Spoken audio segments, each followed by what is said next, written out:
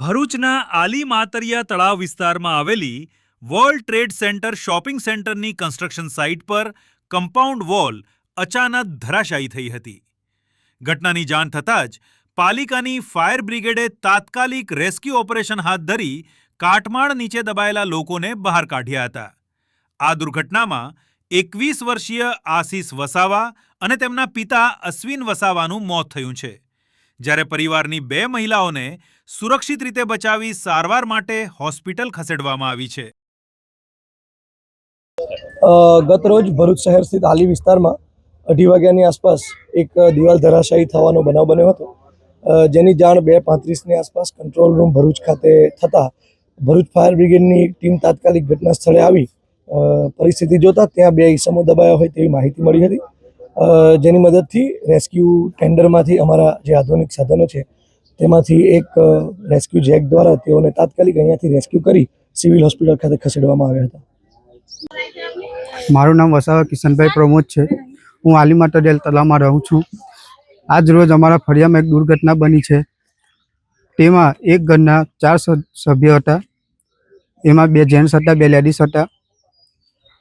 અને જ્યારે કોટ હતો, કોટ પડવાના કારણે 2 જેન્ટ્સના મૃત્યુ થયા છે। તાત્કાલિક ફાયર બ્રિગેડની ટીમ દ્વારા એમને બહાર કાઢવામાં આવ્યા હતા। તાત્કાલિક એમને એમ્બ્યુલન્સમાં સિવિલ હોસ્પિટલ લઈ જવામાં આવ્યા હતા। ત્યાં અમને ડૉક્ટર સાહેબે જણાવ્યું હતું કે એમના મૃત્યુ થયા છે। તેમનું નામ અશ્વિનભાઈ છે, એમના છોકરાનું નામ આશીષ છે। ઘટના કેવી રીતે બનીને શાના કારણે બની? એમની ઘટના બની છે, કોટ પડવાના કારણે ઘટના બની છે। શોપિંગનું કામ ચાલે છે। વારંવાર અમે એમને રજૂઆત કરી છે કે તમે માટી ઉપર ના રાખો।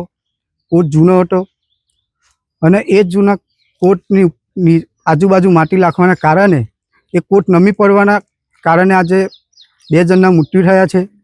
તમારી માંગ શું છે? અમારી માંગ એ છે કે અમને ન્યાય મળવો જોઈએ અને જે કોઈ અધિકારી અમને કામગીરી માટે પરવાનગી આપે છે એમને અમારે કહેવાનો ફરજ એટલું છે કે આજુબાજુ જોઈને જરા કામગીરી કરાવો। અને જે કોઈ બિલ્ડર હોય એમને અમારે કહેવાનો ફરજ છે કે ભાઈ આજે તમને માર્કેટિંગનું ખબર છે કે કેવી રીતને કામગીરી કરવાની હોય, તો જરા તમે ધ્યાન રાખો। આજે તમે માટી કાઢીને તમે એ જ માટી જૂના કોટની પાસે રાખો તો વરસાદ પડે તો એ નીચે દબાઈ જાય છે, એના કારણે કોટ નમી જાય છે।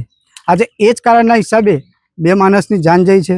એમના ઘરમાં કમાવાવાળું કોઈ નથી અને જે મેન 2 વ્યક્તિ હતા એમના જ મૃત્યુ થઈ ગયા છે। હવે એમના મમ્મી એકલા પડી ગયા, એમના દાદી એકલા પડી ગયા। હવે એમની જવાબદારી કોણ લેશે?